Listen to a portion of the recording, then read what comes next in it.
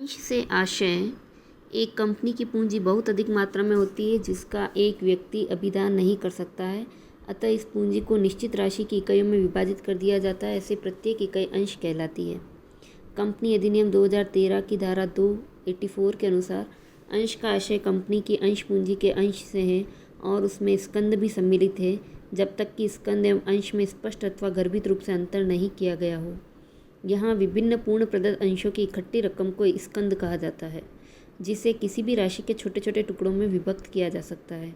इस प्रकार अंशों का स्कंद में तथा स्कंद का अंशों में परिवर्तन संभव है।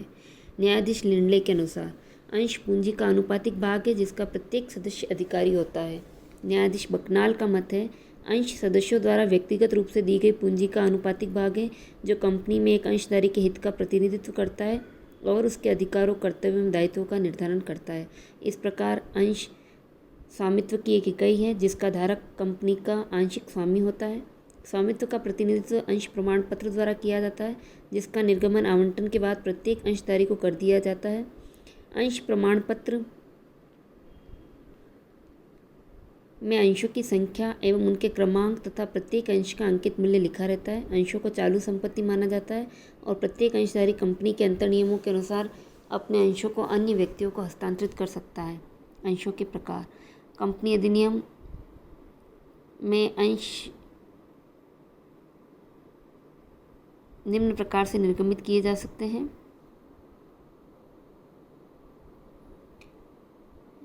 कंपनी अधिनियम 2013 की धारा 43 के अनुसार निम्न दो प्रकार के अंश अधिकार है निर्गमित करने का: पूर्वाधिकार या अधिमान अंश, समता या साधारण अंश। 9. Preference shares. पूर्वाधिकार या अधिमान अंशों से अभिप्राय उन अंशों से हैं जिनमें कंपनी अधिनियम के प्रावधानों के अंतर्गत निम्न दो पूर्वाधिकार प्राप्त होते हैं। इन पर पूर्व निश्चित दर से समता अंशधारियों के पहले लाभांश पाने का अधिकार है। कंपनी के समापन की दशा में प्रदत्त पूंजी यानी पेडअप कैपिटल को वापस प्राप्त करने का पूर्व अधिकार है। इनको सामान्यतः मताधिकार प्राप्त नहीं होता है। पूर्वाधिकार अंशों के प्रकार: संचयी तथा असंचयी पूर्वाधिकार अंश। वे पूर्वाधिकार अंश जिन पर किसी वर्ष में यदि लाभांश का पूर्ण भुगतान न किया जा सके तो ऐसे बकाया राशि पाने का अधिकार भविष्य में भी सुरक्षित रहेगा, संचयी पूर्वाधिकार अंश कहलाते हैं। शुद्ध तथा अशुद्ध पूर्वाधिकार अंश। कोई भी कंपनी अपनी समता साधारण अंश पूंजी को समापन से पूर्व अंशधारी को वापस नहीं लौटा सकती, परंतु यदि कंपनी के पार्षद अंतर नियमों में ऐसी व्यवस्था है तो पूर्वाधिकार अंश पूंजी को वापस लौटाया जा सकता है। अतः वे पूर्वाधिकार अंश जिनको कंपनी के जीवन काल में वापस भुगतान करने का अधिकार है शोधनीय पूर्वाधिकार अंश कहलाते हैं। इनका शोधन अधिकतम 20 वर्षों के भीतर करना आवश्यक है। परिवर्तनीय तथा अपरिवर्तनीय पूर्वाधिकार अंश। यदि पूर्वाधिकार अंशों के निश्चित तिथि तक निश्चित अवधि के पश्चात किसी भी अन्य प्रकार के अंशों में बदल दिए जाने का प्रावधान है तो ऐसे अंश परिवर्तनीय पूर्वाधिकार अंश कन्वर्टेबल प्रेफरेंस शेयर्स कहलाते हैं। अवशिष्ट भागी तथा गैर अवशिष्ट भागी पूर्वाधिकार अंश।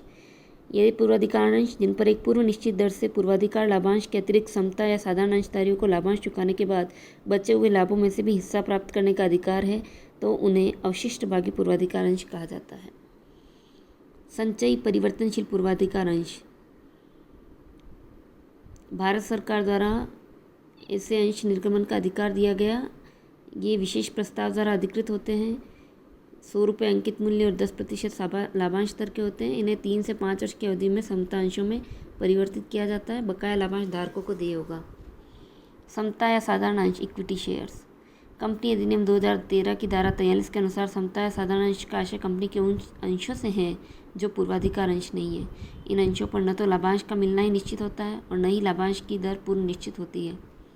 अधिमान या पूर्वाधिकार अंशों के लाभांश का भुगतान हो जाने के पश्चात यदि लाभ बचते हैं तो ही समता या साधारण अंशों पर लाभांश दिया जाता है।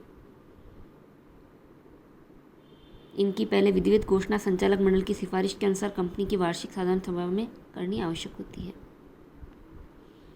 इसके अतिरिक्त कंपनी के समापन की दशा में समता अंशधारियों की पूंजी का भुगतान भी पूर्वाधिकार अंशधारियों के भुगतान के पश्चात बची हुई राशि के अनुसार दिया जाता है।